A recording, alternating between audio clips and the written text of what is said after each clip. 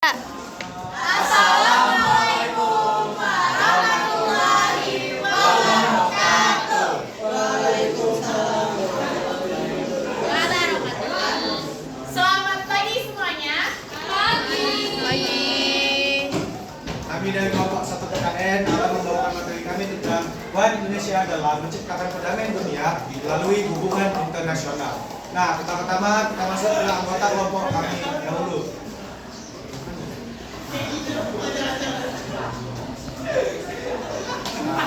Ada Amanda Dwi Putri, ada Bulan Ayunda, ada Leonidas Sinuga, ada Muhammad Ibn Hartono, ada Christian Tiara, dan ada Yudha Samudradi.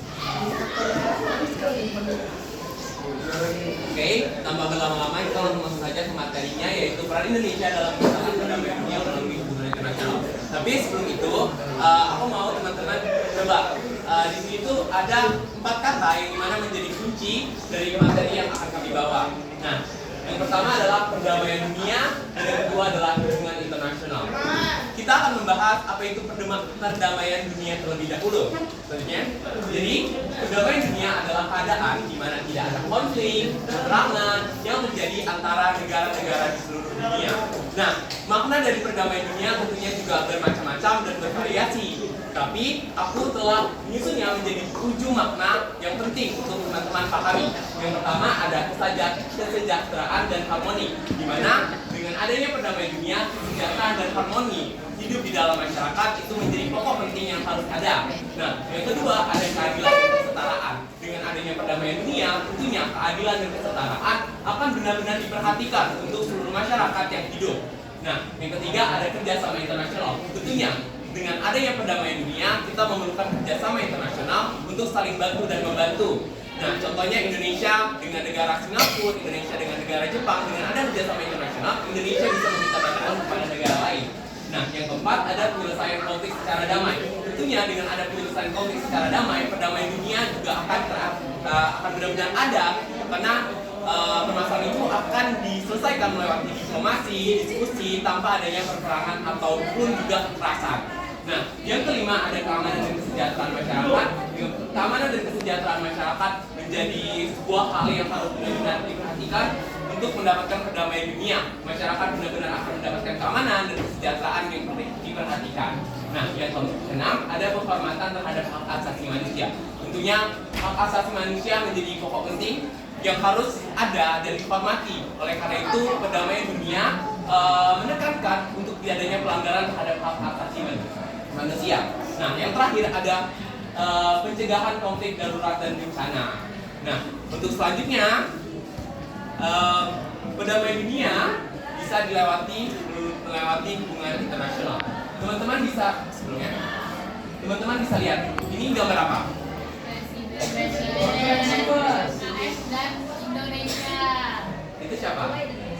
Joe Biden. Mereka lagi ngapain? Ngobrol. Nah, menurut kalian ini kan termasuk juga dengan hubungan internasional. Indonesia melakukan diskusi atau diplomasi terhadap negara lain. Nah, hubungan internasional ini menurut kalian untuk Indonesia penting atau enggak? Penting. Nah, kita sepakat ya, kalau misalnya hubungan internasional ini nggak penting, tentunya Indonesia menjadi negara yang dikucilkan. Dan tentunya negara yang dikucilkan, kita tidak bisa mendapatkan akses informasi, akses teknologi dari negara luar. Dan juga luar negeri juga menjadi sumber informasi untuk kita kan. Nah, jadi hubungan internasional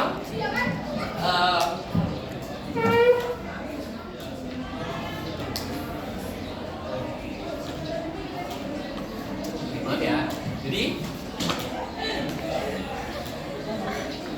Jadi hubungan internasional merupakan salah satu yang terpenting oleh suatu negara. Ketika suatu negara mengalami kekurangan ataupun membutuhkan bantuan dari negara lain, ini bisa menjadi salah satu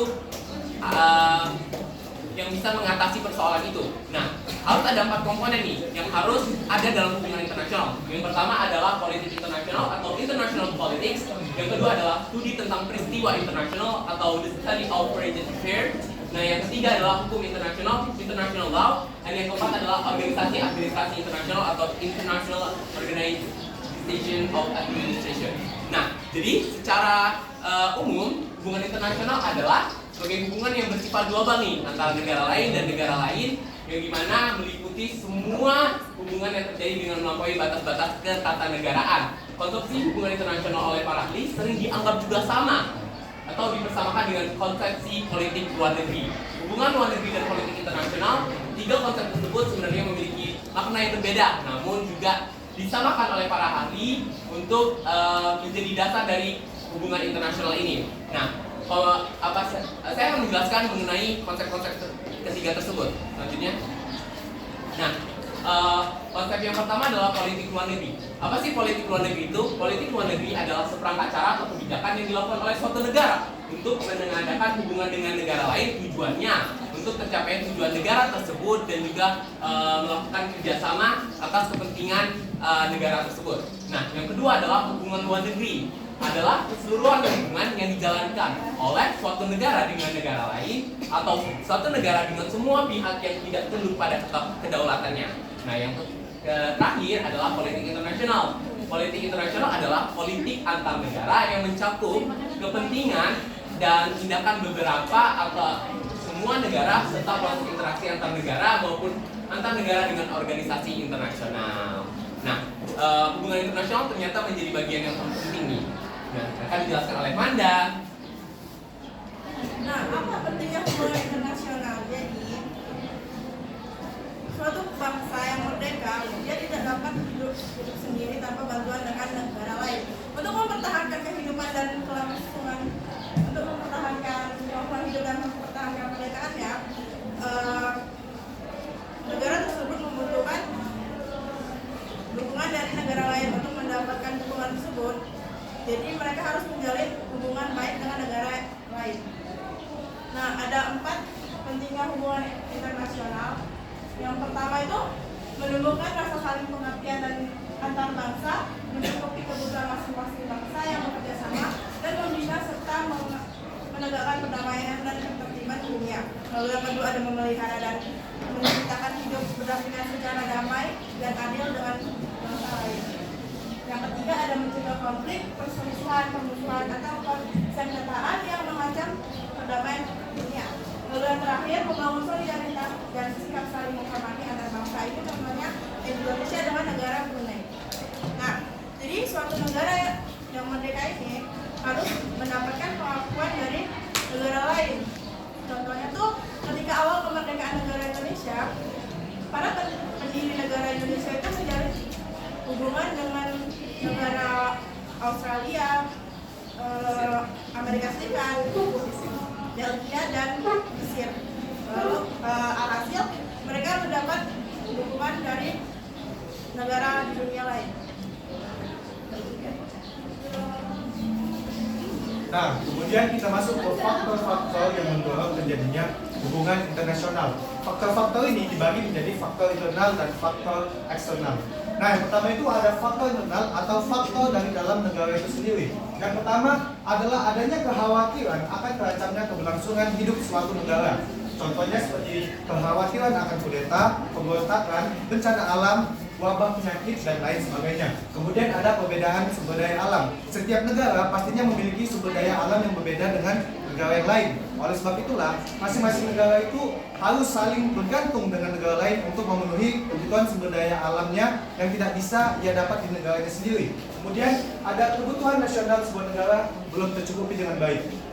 Tidak setiap negara memiliki fasilitas, sarana, teknologi, sumber daya manusia, dan kemampuan produksi yang sama. Hal ini mendorong terjadinya hubungan internasional untuk memenuhi kebutuhan yang belum dapat dipenuhi di dalam negaranya sendiri. Contohnya adalah impor kendaraan bermotor. Kemudian ada yang keempat, untuk memenuhi kepentingan nasional. Setiap negara pastinya memiliki kepentingan nasionalnya masing-masing, entah itu di bidang politik, ekonomi, teknologi, dan lain sebagainya. Agar bisa mewujudkan kepentingan tersebut, suatu negara perlu menjalin hubungan internasional dengan negara lain. Kemudian kita masuk ke faktor eksternal atau faktor dari luar negara tersebut.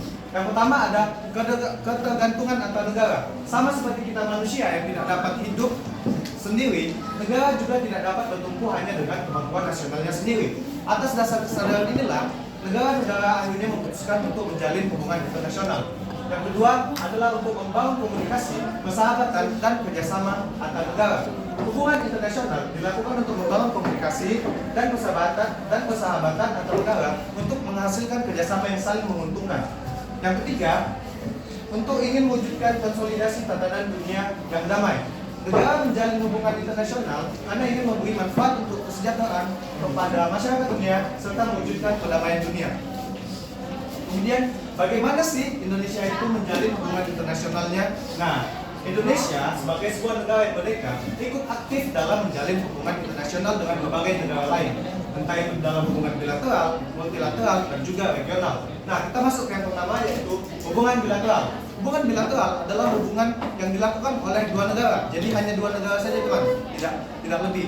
Nah, hubungan bilateral ini ditandai dengan adanya kantor kedutaan besar di masing-masing ibu kota negara yang menjalin hubungan bilateral. Contohnya, Indonesia menjalin hubungan bilateral dengan Amerika Serikat, Rusia, Korea Utara, Cina, Malaysia, Singapura, negara-negara ASEAN lainnya, Arab Saudi, Mesir, dan masih banyak lagi. Kemudian ada hubungan multilateral. Hubungan multilateral ini adalah hubungan yang dilakukan oleh lebih dari dua negara, teman-teman. Nah, hubungan multilateral ini biasanya dilakukan dalam bentuk organisasi-organisasi dengan skala internasional. Nah, Indonesia sendiri aktif dalam hubungan multilateral dengan menjadi anggota di berbagai organisasi-organisasi dunia seperti PBB, WHO, WTO, APEC, G20, Konferensi Asia dan Afrika, Gerakan Non-Blok, dan masih banyak lagi. Dan yang ketiga ada hubungan regional. Hubungan regional adalah hubungan yang dibentuk oleh negara-negara yang berada di satu kawasan yang sama atau berdekatan. Indonesia juga aktif dalam hubungan regional dan menjadi anggota dan salah satu pelopor ASEAN. Nah, lalu setelah kita mengetahui tentang pentingnya hubungan internasional dan juga faktor-faktor yang ada, selanjutnya kita harus tahu juga mengenai hubungan internasional tersebut. Nah, jadi di sini hubungan internasional ada beberapa poin. Yang pertama ada pembentukan negara yang demokratis. Lalu ada poin kedua yaitu persahabatan yang baik dengan negara lain. Nah, poin kedua ini sangat berhubungan dengan poin ketiga, yaitu meningkatkan perdamaian internasional. Di mana apabila suatu negara ingin meningkatkan perdamaian internasionalnya, tentunya suatu negara tersebut harus melakukan perwujudan persahabatan yang baik dengan negara lain. Lalu yang keempat itu adalah mempertahankan kemerdekaan dan keselamatan negara. Yang kelima ada mewujudkan masyarakat yang adil dan makmur secara material dan spiritual.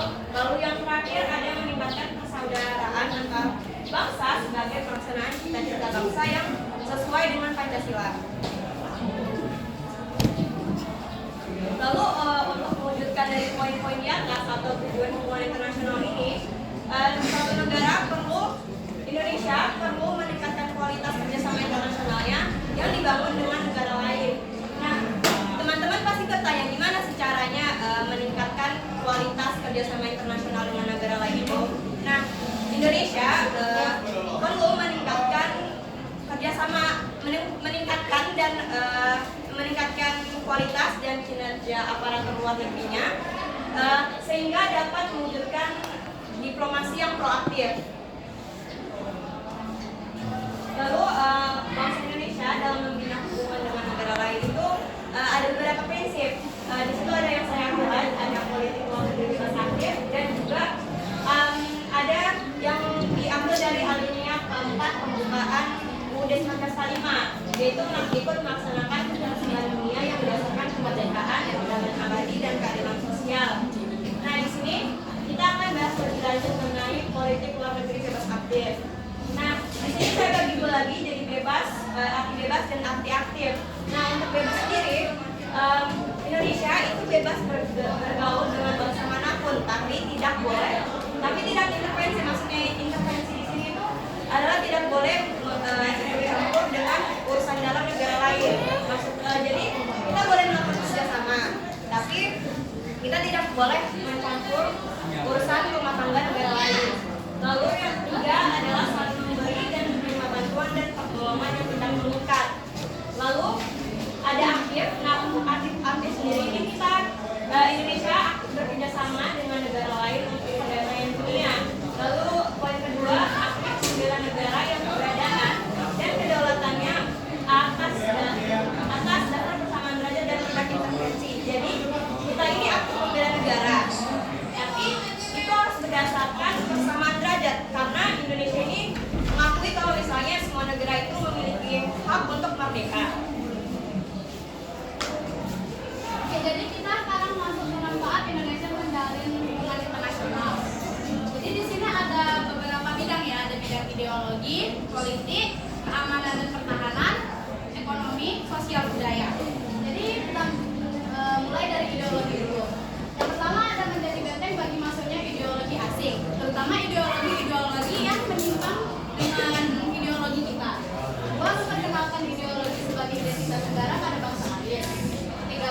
mempertahankan ideologi dan konstitusi.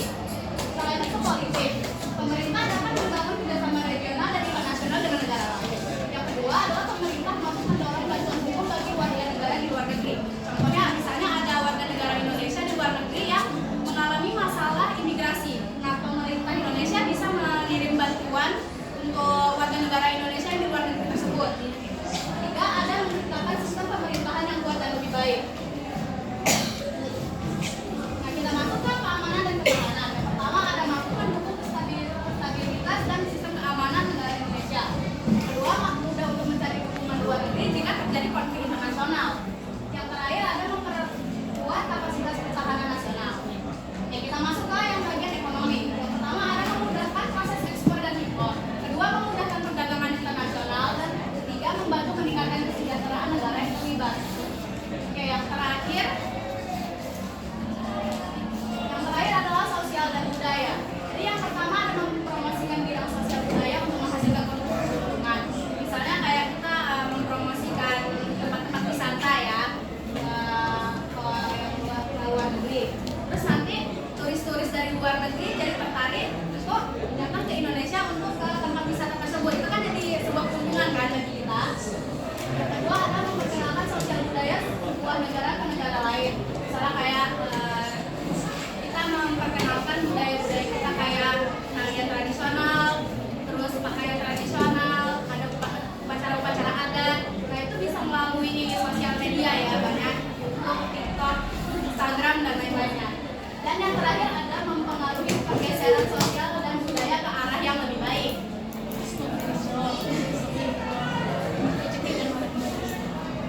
Baik, sekarang kita akan membahas politik luar negeri dalam menjalin hubungan internasional ya. Jadi di setiap negara pastilah ia memiliki kebijakan politiknya masing-masing. Nah, kebijakan politik itu lah yang dinamakan dengan politik luar negeri. Nah, jadi teman-teman pada awal negara kita didirikan, yaitu pada tahun 1945, dunia itu sedang dihadapkan oleh situasi memanas, yaitu sedang ada perang antara dua negara adidaya, yaitu antara blok timur dan blok barat. Nah, para founding fathers kita ini mencari cara dan memberi pendapat bagaimana kita bisa mencapai cita-cita negara kita tanpa kita harus terlibat dengan perang mereka, yaitu antara kita harus memilih sebagai pendukung blok timur ataukah blok barat. Nah, jadi setelah didiskusikan, maka diputuskanlah bahwa politik luar negeri Indonesia ini berprinsip bebas aktif seperti yang sudah dijelaskan oleh rekan-rekan saya sebelumnya. Nah, dalam menjalankan politik luar negeri, apa aja sih peran-peran Indonesia di luar sana? Nah, kita bisa menilik ulang di tahun 1990 Indonesia ini menjadi anggota PBB yang ke-60. Lalu ada di 1955 Indonesia memprakarsai penyelenggaraan Konferensi Asia Afrika atau KAA. Lalu ada karena para founding fathers kita ini tidak mau berpihak antara blok timur dan blok barat, makanya lah kita menjadi pendiri gerakan non blok, yaitu tidak berpihak kepada blok timur ataukah blok barat. Lalu di tahun 1967 Indonesia menjadi salah satu pendiri ASEAN, dan sejak tahun 1957 Indonesia mengirimkan pasukan Garuda di daerah dilanda konflik, teman-teman.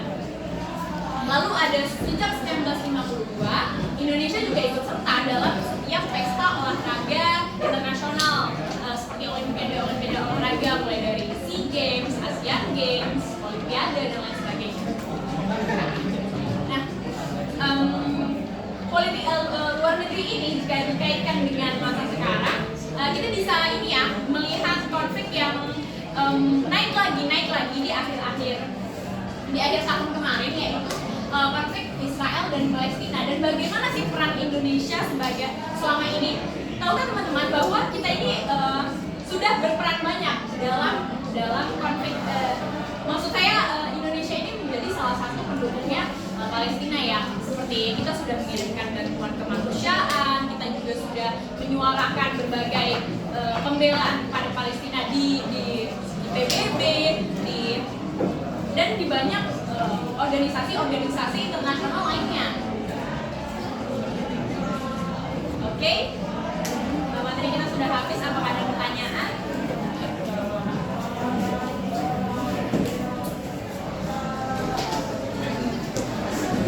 Ini gimana? Apakah ada pertanyaan dari teman-teman atau pemikiran atau ada lain halnya?